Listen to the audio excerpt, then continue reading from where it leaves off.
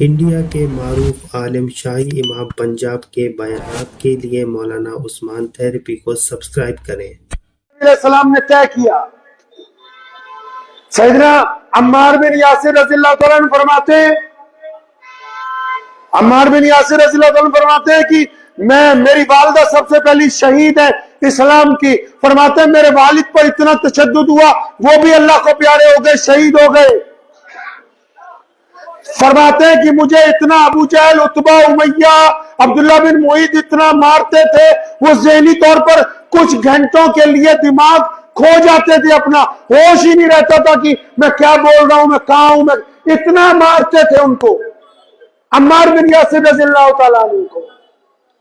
फरमाते हैं कि मक्के के वो दिन जब उन्होंने मुझे मारा, उन्होंने मेरी खाल जलाई, तपती हुई सलाखें मेरे पर रखी गई, मेरी मां को शहीद किया गया। फिर कहते हैं वो दिन आया जब रियासत मदीना में मोहम्मद रसूलुल्लाह तशरीफ फरमा है, अम्मार बिन यासिर भी वहां है, एक मुसलमानों का बहुत बड़ा जर्नैल है जिसको नबी अलैहिस्सलाम ने फरमाया ये अल्लाह की तलवार है, उसका नाम खालिद इब्ने वलीद है। और सारी जिंदगी इब्ने वलीद के आगे न कैसरो किसरा कभी टिक सके, न हरमस कभी टिका, न कोई रूमी जर्नैल उसके आगे खड़ा हो सका। अब इब्ने वलीद का, अम्मार बिन यासिर का किसी बात को लेकर तकरार हुई है मदीने में, और खालिद इब्ने वलीद शहजादे हैं, और मुसलमानों को दर्जनों मुल्क उस बंदे ने फतेह करके दिए।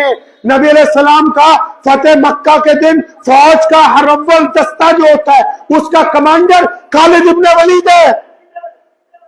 अब अम्मार बिन यासिर के साथ जो बहस हुई किसी मामले को लेके, वो पहुंचे नबी अलैहिस्सलाम के दरबार में। कौन? इब्ने वलीद, जिनसे रसूलुल्लाह राजी है, जिनको खुदा की तलवार का लक़ब दिया गया, जो मुसलमानों के फातेह हैं, जो फतेह मक्का का अव्वलीन जर्नैल है। अब ये सोच के चला जा रहा है कि मैं शहजादा भी हूं, सहाबी भी हूं, नेक भी हूं, जर्नैल भी हूं। अब नबी अलैहिस्सलाम को अम्मार बिन यासिर की शिकायत लगाऊंगा तो मेरी तरफदारी होगी। वो पहुंचे, नबी अलैहिस्सलाम को कहा या रसूलल्लाह मेरी अम्मार बिन यासिर से नाराजगी हो गई, फला बात पर आप बुला के उसको पूछें। और प्यारे नबी अलैहिस्सलाम ने फरमाया ए इब्ने वलीद मेरी बात सुन, क्या नाराजगी हुई या नहीं हुई मैं उस बहस में नहीं पढ़ूंगा, लेकिन एक बात कान खोल के सुन ले, जिसने अम्मार बिन यासिर को नाराज कर दिया उसने रसूलुल्लाह को नाराज कर दिया, जिसने अम्मार बिन यासिर को राजी कर लिया उसने मोहम्मद रसूलुल्लाह को राजी कर लिया।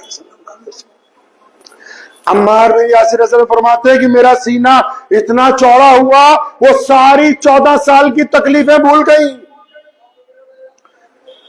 वो सारे जुल्म भूल गए कि इतनी इज्जत को मुश्किल में जो 14 साल गुजारे, तशद्दुद में जो 14 साल गुजारे, आज इस मुकाम पर पहुंच गए कि दरबार मदीना में जो कायनात का सबसे बड़ा दरबार है, उस दरबार में अगर कोई उनकी जरा सी बात लेकर पहुंचा तो मोहम्मद सल्लल्लाहु अलैहि वसल्लम ने इतना बड़ा ऐलान कर दिया कि जो अम्मार बिन यासिर को खुश रखेगा मैं मोहम्मद रसूलुल्लाह सल्लल्लाहु अलैहि वसल्लम उससे खुश होंगे। क्यों? क्योंकि मुसीबत जो है, दुख जो है, परेशानियां जो है, वो सब्र के साथ काटी, कभी अपने नबी सल्लल्लाहु अलैहि वसल्लम को आके शिकायत नहीं की, कभी दुखों का रोना नहीं रोया। आज तो जरा सी परेशानी आती है, ये डुप्लीकेट जितने बाबे हैं ये क्यों कामयाब हो गए? ये दीवारों पे पोस्टर लगे हुए हैं, तावीज ले लो, ये कर लो। आप जाइए ना, सड़कों पे पोस्टर लगे हुए हैं कि फला मियाँ जी, फला बाबा जी, पोस्टर लगे हुए हैं सड़कों पे, तावीज बेच रहे हैं। क्यों?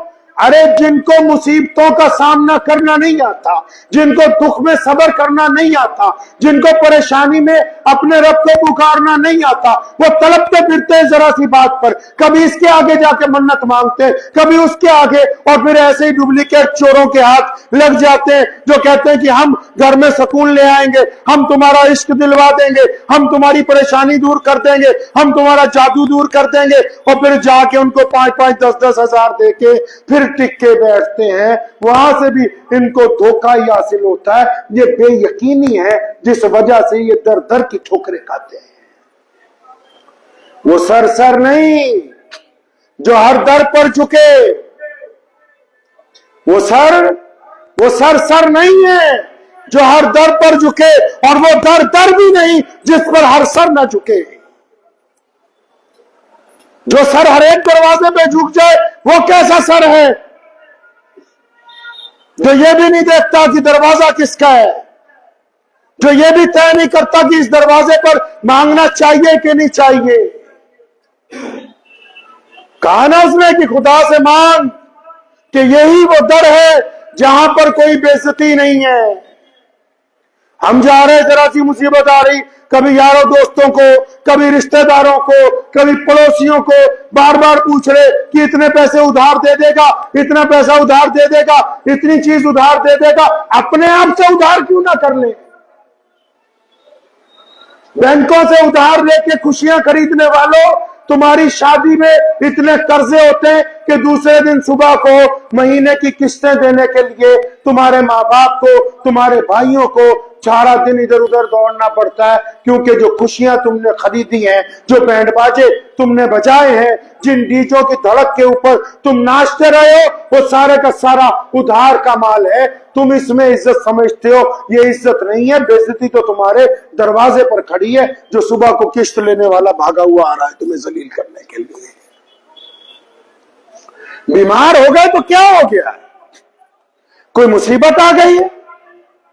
اللہ تعالیٰ فرماتے ہیں نا سورہ عمران میں کہ اگر اللہ کی ذات پر یقین ہے تو جس کام کا ارادہ کر لیا ہے، اگر یقین اللہ پر ہے، اگر یقین رب پر ہے، اگر یقین ایشور پر ہے، اس خدا پر ہے جو پالنہار کائنات کا، اگر اس پر یقین ہے تو اللہ قرآن میں فرماتے ہیں اگر تم نے اپنے رب پر یقین رکھ کے کسی نیک کام کا ارادہ کر لیا ہے تو یاد رکھو اب تمہارا دوست وہ خدا ہے، اور خدا جس کا دوست بن جائے اس کے کام دنیا کی کوئی طاقت روک نہیں سکتی ہے۔ کوئی طاقت تمہارے کام کو نہیں روک سکتی۔ اور اگر اللہ نہ چاہے، اگر رب نہ چاہے، پالنہار نہ چاہے کہ تمہاری مدد کرنی ہے، تو پوری دنیا کی طاقت لگ جائے تمہاری مدد کرنے کے لیے، تو آپ صلی اللہ علیہ وسلم ہمیں سکھا کے گئے کہ دکھ میں گھبراہٹ نہیں، دکھ میں منت نہیں، دکھ میں چمچا گیری نہیں، چند چاندی کے سکوں کے لیے اس سر کو کسی کے آگے جھکایا نہیں جا سکتا ہے۔ علامہ اقبال رحمۃ اللہ علیہ انگلینڈ سے پڑھ کے آئے تھے، ان کا بیٹا بھی انگلینڈ پڑھنے گیا، تو جو وہاں یونیورسٹی میں پڑھ رہا تھا تو اس کے پاس مہینے کے پیسے ختم ہو گئے، اپنے ابا کو ٹیلی گرام کیا کہ لنڈن میں ایک دوست ہے آپ کا جو ڈاکٹر ہے، آپ کہیں تو اس سے میں 500 پاؤنڈ یا 1000 پاؤنڈ ادھار لے لوں، جب آپ مجھے بھیجیں گے تو میں اس کو واپس کر دوں گا۔ علامہ نے یہ نہیں کہا کہ بیٹا پیسے لے لو ادھار، بلکہ ایک نظم لکھی، ایک باقاعدہ نظم لکھی، باب جبریل میں ہے ان کی جو کتاب ہے، فرمایا خودی نہ بیچ غریبی میں نام پیدا کر۔ خودی مطلب اپنا ضمیر مت بیچو، اپنے ضمیر کا سودا نہ کرو۔ آج بڑے بڑے لوگ گھبرا جاتے ہیں، ہم دیکھتے ہیں اکثر واٹس ایپ پہ، یوٹیوب پہ اچھے اچھے لوگ گھبرا جاتے ہیں۔ اب آپ کہیں گے اچھے اچھے لوگ کیسے گھبرا جاتے ہیں؟ ارے بھائی جو بڑی کرسیوں پر بیٹھے ہیں، جو حکومت میں اقتدار پر بیٹھے ہیں، وہ بھی بیٹھ کر اگر کسی کو گالی دیں گے، وہ بھی بیٹھ کے اگر کسی کی برائی کریں گے، تو اس کا مطلب ان کو اپنی طاقت پر یقین نہیں رہا، وہ گھبرا گئے ہیں، وہ اندر سے ڈر گئے ہیں۔ اسلام مخالف جتنی طاقتیں ہیں پوری دنیا میں اسلام کے خلاف جتنی طاقتیں، وہ جب یہ کہتے ہیں نا کہ مسلمان دہشت گرد ہیں،